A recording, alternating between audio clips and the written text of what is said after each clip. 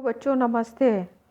अरे जी, हम उस दिन आपको अकबरनामा अभी एक आध दिन पहले अकबरनामा का बता रहे थे। अचानक चलते चलते वीडियो बंद हो गया, तो हमने फिर वो आपको अधूरा ही बताया है। आज फिर मैं बता देती हूँ कि अकबरनामा का जो लेखक है अबुल फजल है। उसके पिता का नाम शेख मुबारक नागौरी और बड़े भाई का नाम अबुल फैज़ था। शेख मुबारक नागौरी एक उच्च कोटि का विद्वान और उदार धार्मिक विचारों का व्यक्ति था, और फैज़ी तथा अबुल फजल भी अपने पिता की तरह ही विद्वता और उदार धार्मिक विचार रखते थे। अकबर के शासनकाल के 19वें वर्ष में जो अबुल फजल 1575 ईस्वी में अकबर के दरबार में आया, और वहाँ पर अपने गुणों से अकबर को इतना प्रभावित किया कि अकबर का एक विश्वास पात्र और घनिष्ठ मित्र बन गया। सन 1885 ईस्वी में अबुल फजल को 1000 की मनसबदारी प्रदान की गई, जिसके बाद बढ़कर के 3000 की मनसबदारी हो गई थी। मनसबदारी जो है एक सेना का प्रमुख पद होता है।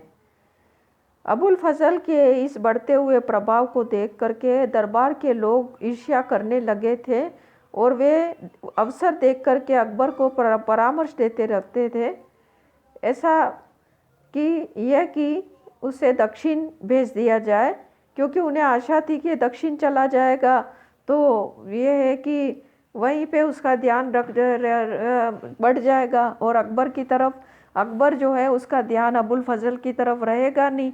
लेकिन दक्षिण जा कर के भी उसने बहुत ही इतना अच्छा काम किया कि अबुल फजल की कुशल सैन्यता और युद्ध के संचालन को देखकर अकबर खुद उससे प्रभावित हुए बिना नहीं रह सका, और 4000 का मनसबदार बना दिया।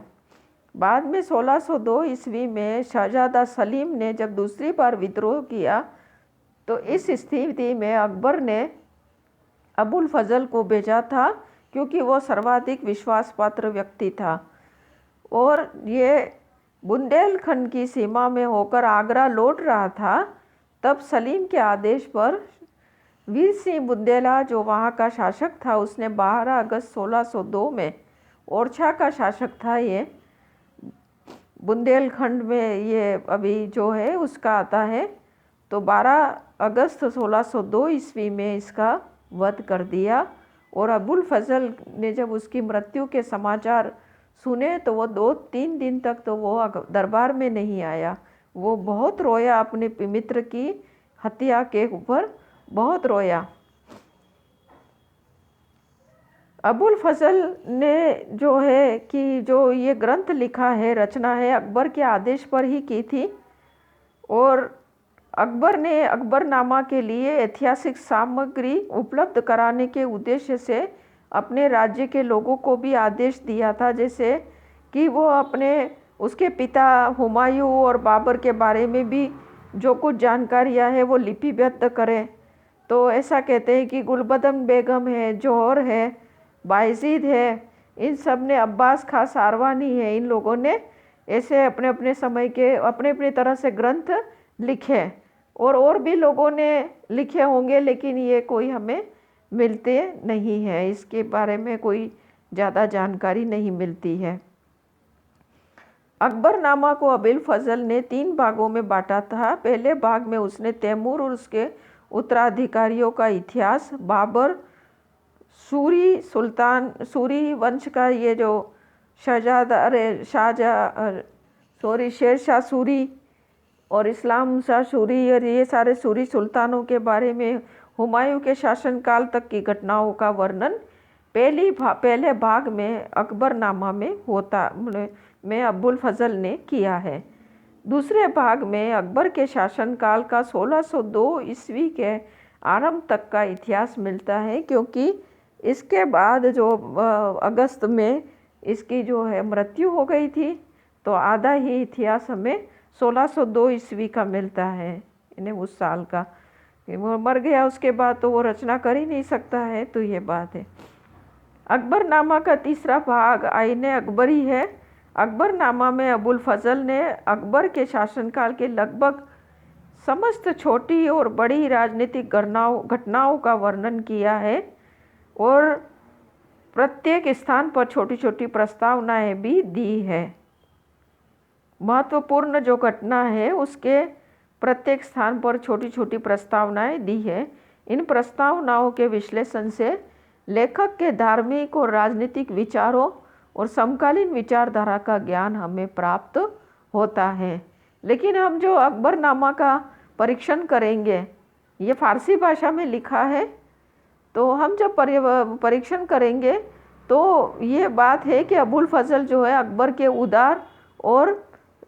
उदार विचारों से, सहिष्णुतापूर्ण विचारों से बहुत प्रभावित था।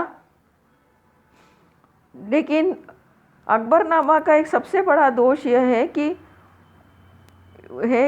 जो अबुल फजल ने जो कुछ भी लिखा है वो बड़ा पक्षपातपूर्ण लिखा है। मतलब ये कह सकते हैं कि अकबर की बहुत बड़ा चढ़ा करके प्रशंसा की है, तो ये बात उसने दिया है। लेकिन फिर भी उसने बहुत ही अलंकारिक भाषा का प्रयोग किया है। भले उसने स्थान स्थान पर अकबर की बहुत प्रशंसा कर ली हो, है ना, परंतु फिर भी हम ये नहीं समझना चाहिए कि ये जो ग्रंथ महत्वहीन है, क्योंकि इसमें अकबर के शासनकाल की जो प्रमुख शासनकाल के बारे में जानकारी का एक प्रमुख स्रोत है। इसमें जो भी तिथियां उसने दी है वो भी दी गई है, वो तबकात अकबरी मुंतखब उत तवारिक की तुलना में ये बहुत ही सही है। इसलिए हम ये नहीं कह सकते कि ये ग्रंथ महत्वहीन है, बल्कि मध्यकालीन इतिहास का एक महत्वपूर्ण स्रोत है। ठीक है। अब अगला ग्रंथ हम पढ़ेंगे आईन अकबरी। आईन अकबरी जो है मूलतः अकबरनामा का तीसरा भाग है, किंतु आईन अकबरी को एक स्वतंत्र ग्रंथ माना जाने लगा है। अबुल फजल ने आईन अकबरी को 5 खंडों में विभाजित किया है। प्रत्येक खंड में के अंतर्गत अलग अलग विषयों का वर्णन किया है। प्रथम खंड में राजकीय शाला, राजकोष, रत्नागार जहाँ पर रत्न जवाहरातें हीरे मोती होते, टकसाल जो आप जानते ही है, मुद्रा, राजकीय अंतपुर जो हरम होता है औरतों का, वो वस्तुओं के मूल्य, चित्रशाला है, शस्त्रशाला है, गजशाला है, अश्वशाला है, सम्राट की दिनचर्या, दरबार के शिष्टाचार और दीन इलाही के नियमों का बहुत ही अच्छी तरह से पालन वर्णन किया गया है इस ग्रंथ में, आईन अकबरी में। द्वितीय खंड, इसका दूसरा जो खंड है, उसमें सैनिक और असैनिक कर्मचारियों, सेना के भाग, सेना के पशु, मनसबदार, अहदी, बंदूकची, शमशेरबाज यानी तलवार चलाने वाले, पहलवान, चेला, दास, चौकीदार आदि का भी मनोरंजन, आखेट, वेतन प्रणाली, इसका भी बहुत ही विस्तृत ढंग से वर्णन किया है। तीसरा खंड जो है न्याय विभाग का है, उसमें नए संघ के प्रचलन, भूमि सुधार तथा राजस्व व्यवस्था आदि का वर्णन किया गया है। राजा टोडरमल द्वारा किए गए भूमि संबंधित सुधारों का भी अच्छा वर्णन जो है आईन अकबरी में मिलता है। चौथा जो खंड है, उसमें हिंदुओं के साहित्य, ज्योतिष, दर्शन आदि का संक्षिप्त वर्णन अबुल फजल ने प्रसिद्ध विदेशी यात्रियों, मुस्लिम संतों और उनका सिलसिला के बारे में भी बताया है। विभिन्न सिलसिला जो है ना मुस्लिम संतों के जो थे उसके बारे में, जैसे चिश्तिया है, सोहरावादी है, इस तरह के जो सिलसिले थे उनके बारे में बताया। 5वें खंड में अकबर के नैतिक उपदेशों, उक्तियों, बुद्धिमत्तापूर्ण नियमों आदि के बारे में संकलन किया गया है। तो आईन अकबरी पर हम दृष्टि डालें तो ज्ञात होगा कि अकबर के शासनकाल में से संबंधित विभिन्न आंकड़ों, शासन व्यवस्था संबंधित अनेक बातों का इसमें उल्लेख किया गया है।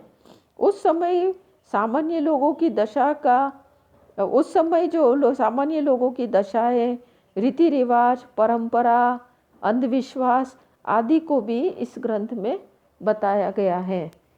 समस्त मतलब ये हम ये बताए कि आईने अकबरी जो है एक बहुत ही महत्वपूर्ण मध्यकालीन इतिहास का एक स्रोत है, जिसमें अकबर के संबंध में मध्यकालीन अकबर के संबंध में इतिहास के बारे में, राजनीतिक घटनाओं के बारे में, शासन संबंधित घटनाओं के बारे में, इसके अलावा अकबर की जो विभिन्न नीतियों के बारे में हमें पता चलता है। अगर इसको हम पढ़ेंगे तो ये पता चलता है। अगला जो ग्रंथ है मुंतखब उत तवारीख। मुंतखब उत तवारीख अब्दुल कादर बदायूनी ने अकबर के शासनकाल में लिखा है। ये जो है बदायूनी वो बहुत ही कट्टर धार्मिक विचारधारा रखता था, इसलिए उससे क्या है कि उसे मतलब अबुल फजल इतना पसंद नहीं था, क्योंकि अबुल फजल जो है वो बहुत ही उदार धार्मिक धारा का था, जैसे अकबर था ऐसे। इसलिए अकबर से उसकी बहुत बनती थी अबुल फजल से। अब ये हम बताएंगे कि अब्दुल कादर बदायूनी को फ़ारसी, अरबी, संस्कृत और जो है उस भाषा का भी अच्छा ज्ञान था। अनुवाद के साथ साथ उसने फ़ारसी भाषा में भी कई मौलिक ग्रंथों की भी रचना की थी, है ना। तो मुंतखब तवारीख जो है एक 3 भागों में विभाजित किया है इसने अब्दुल कादर का बदायूनी ने। तो इसमें पहले भाग में सुबुक्तगीन जो 977 से 997 में ईस्वी से लेकर हुमायूं की मृत्यु तक का इतिहास इसमें बताया। सुबुक्तगीन जो है महमूद गजनवी का जो बाब था, सुबुक्तगीन से लेकर के हुमायूं की मृत्यु तक के इतिहास का वर्णन इसमें मिलता है। द्वितीय भाग में अकबर के राज्यकाल के प्रथम 40 वर्षों, है ना, अकबर के यानी 1556 से 1596 ईस्वी तक का इतिहास मिलता है। और तीसरे भाग में समकालीन सूफी संतों, मुस्लिम विद्वानों, हकीमों, कवियों आदि की जीवनियाँ भी दी गई है। अब यद्यपि जो हम कहेंगे कि ये ग्रंथ है मुंतखब तवारीख तबकात अकबरी का एक संक्षिप्त संस्करण है। इसमें सभी राजनीतिक घटनाओं का वर्णन उसने तबकात अकबरी के आधार पर किया है। ये भी एक ग्रंथ है तबकात अकबरी।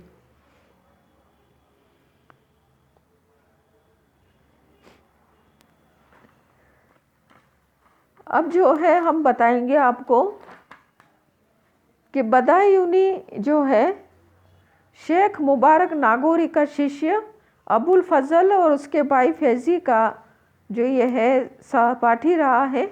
वह शेख मुबारक नागौरी के उदार धार्मिक विचारों से बड़ा प्रभावित था। उसे जब अकबर के दरबार में प्रस्तुत किया गया तो लोगों का यही विचार था कि वह उस समय के कट्टर उलेमाओं के अंधविश्वास का खंडन कर सकेगा। वास्तव में यदि अबुल फजल अकबर के दरबार में न आया होता तो संभवतः कट्टर उलेमाओं का दरबार में प्रभाव न आया होता तो संभवतः कट्टर उलेमाओं का दरबार में प्रभाव समाप्त करने के लिए उससे अधिक स्वतंत्र विचारों का कोई आलिम न मिला होता। किंतु अबुल फजल तथा फैज़ी को दरबार में जो उन्नति प्राप्त हुई उससे बदायूनी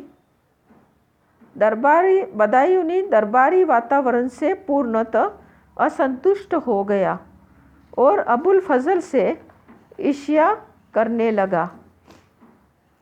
मतलब ये है कि क्योंकि इस ग्रंथ में इसने जगह जगह पर अकबर की और अबुल फजल की जो नीतियाँ हैं, जो ये जो है अब ये अब्दुल कादर बदायूनी वो कट्टर धार्मिक विचारों वाला था, जबकि अकबर और ये जो अबुल फजल वो उदार विचारों वाले थे, धर्म सहिष्णु थे।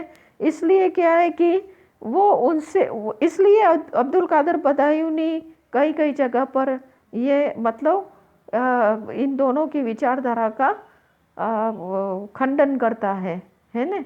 और इससे इसके खिलाफ ही घोर आलोचक बन गया था, इसके खिलाफ ही लिखता है। फिर भी हम ये नहीं कह सकते कि ये ग्रंथ जो है महत्वपूर्ण नहीं है।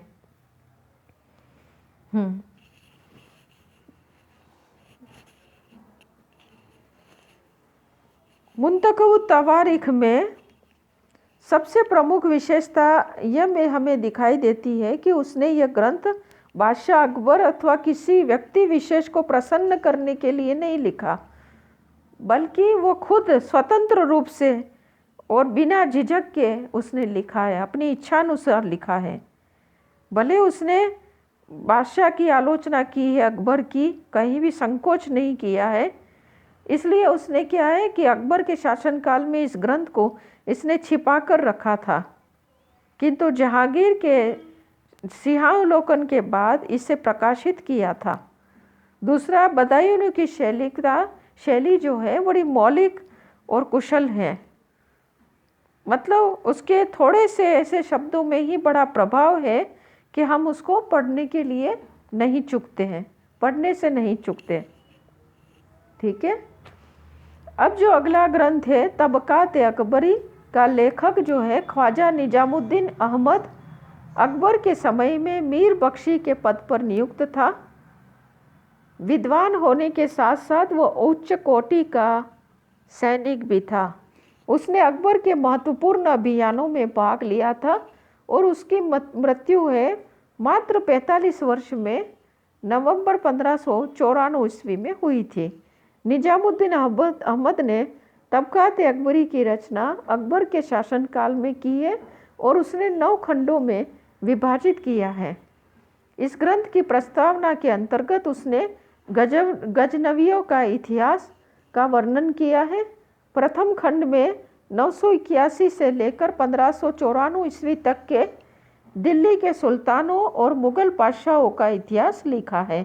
अन्य खंडों में उसने दक्षिण गुजरात, मालवा, बंगाल, जौनपुर, कश्मीर, सिंध, मुल्तान आदि के सुल्तानों का इतिहास लिखा है। निजामुद्दीन की शैली में कट्टरपन और तथा पक्षपात का अभाव है। इसलिए कि न तो वो अकबर मतलब अबुल फजल की तरह बहुत ज़्यादा अकबर की तारीफ करता है और न ही वो अब्दुल कादर बदायूनी की तरह अबुल फजल और अकबर की मतलब कटु आलोचना करता है, बल्कि इसने समकक्ष मतलब बिल्कुल दो मतलब बिना पक्षपात के मतलब इस ग्रंथ को लिखा है ना। तो ऐसा है कि कई जगह पर तो इसने ख्वाजा निजामुद्दीन अहमद ने राणा सांगा का भी गुणगान किया है। जैसे कि राणा सांगा ने मालवा के सुल्तान महमूद खलजी को पराजित करने के पश्चात उसका राज्य उसे वापस लौटा दिया। यद्यपि गुजरात के सुल्तान मुजफ्फर ने भी महमूद खलजी की सहायता की थी, किंतु निजामुद्दीन अहमद ने राणा सांगा की उदारता, उसका पौरुष को मतलब बहुत ही महत्वपूर्ण बताते हुए काफ़ी प्रशंसा की है। निजामुद्दीन ने अपने ग्रंथ में बादशाह बाबर के शासनकाल का इतिहास बाबरनामा और अकबरनामा के आधार पर ही लिखा है। तो बादशाह बाबर के शासनकाल का इतिहास जो है बाबरनामा, तुजु के बावरी और अकबरनामा के आधार पर ही लिखा है, किंतु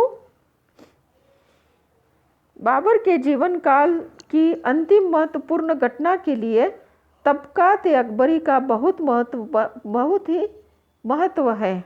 इस घटना की जानकारी निजामुद्दीन अहमद को अपने पिता मोहम्मद मुकीम से हुई थी, जिसके अनुसार निजामुद्दीन खलीफा ने बाबर की मृत्यु के बाद हुमायूं के स्थान पर मेहदी ख्वाजा, जो बाबर का वर्णोई था, उसको मुगल सिंहासन पर बिठाने की योजना बनाई, किंतु बाद में निजामुद्दीन खलीफा ने जो ये विचार बदल दिया और लेखक के अनुसार इस षड्यंत्र की समाप्ति उसके पिता मोहम्मद मुकीम द्वारा किए गए प्रयासों के फलस्वरूप हुई थी। इसका समर्थन अकबरनामा से भी प्राप्त होता है। तो अकबर के शासनकाल की घटनाओं का वर्णन उसने अकबरनामा उसके पिता द्वारा प्राप्त सूचनाओं अपनी व्यक्तिगत जानकारी के आधार पर यह ग्रंथ लिखा है और बड़ी छानबीन और बहुत ही सतर्कता से और ऐतिहासिक क्रम को ध्यान में रखते हुए क्रमबद्ध रूप से इसने लिखा है। और इसका क्या है कि निजामुद्दीन अहमद का समय ज़्यादातर गुजरात में रहा है, तो वो गुजरात के बारे में बहुत ही अच्छा लिखता है। इसके अलावा वो गुजरात, मालवा, कश्मीर, पंजाब, अन्य प्रांतों का भी उसने इतिहास लिखा है और उससे भी बहुत कुछ उससे अपनी व्यक्तिगत जानकारी के आधार पर लिखा है। उसकी भाषा बड़ी सरल है और बिना पक्षपात रखते हुए इसने लिखा है। तो ऐसे कहते हैं कि ये बहुत ही प्रामाणिक ग्रंथ है। इलियड और डाउसन ने इस ग्रंथ की प्रशंसा की है और भी इतिहासकार फरिश्ता है, वो ये कहते हैं कि मैंने बहुत से ग्रंथ पढ़े परंतु तबकात अकबरी जैसा ग्रंथ मैंने नहीं पढ़ा। मैं इस ग्रंथ को पूर्णतः पूर्ण मानता हूँ, है ना। अब जो है तुजु के जहांगीरी, ये जो ग्रंथ है सम्राट जहांगीर ने अपनी आत्मकथा के रूप में लिखा है। ठीक है बच्चों, अभी इतना ही काफ़ी है, बड़ा हो गया वीडियो आपका।